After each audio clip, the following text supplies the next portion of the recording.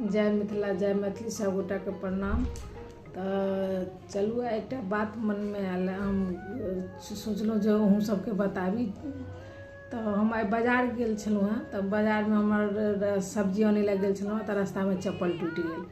ठीक है, चप्पल टूटि गेल तो जहन चप्पल सोचलहुँ लऽ जाउ कि मतलब उठेलिए तो गंदा लागल छलै, तो हम ओतै छोड़ि देलिए। तो हम सोचलिए कि जे मन में आयल ई बात जे पहिने जे बुजुर्ग सब कहै छलखिन हेँ जे चप्पल उल्टा कर नहि राखू, अथी बूढ़ पुरान सब कहै छलखिन हेँ, दादी नानी सब जे बुजुर्ग रहै छलखिन हेँ घरमे, हे धियापुता चप्पल उल्टा कऽ नहि राख, दोख होइ छै, मन उनटै छै, चप्पल उल्टल रहै छै तऽ मन उनटै छै।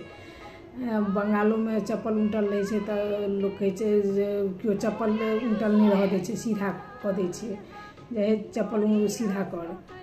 सब हर स्टेट में चप्पल उल्टा कऽ केओ नहि रखै छै।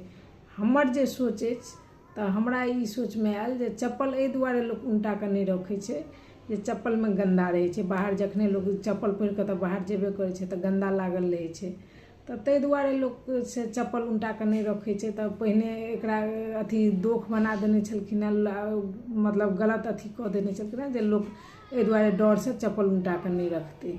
आ चप्पल उल्टा कऽ तऽ एहि दुआरे लोक नहि रखै छलै जे गन्दा रहै छै, घृणा लगै छै लोकके, देखो कऽ गन्दा लगै छै, रास्तामे कतेक की लागै छै चप्पलमे।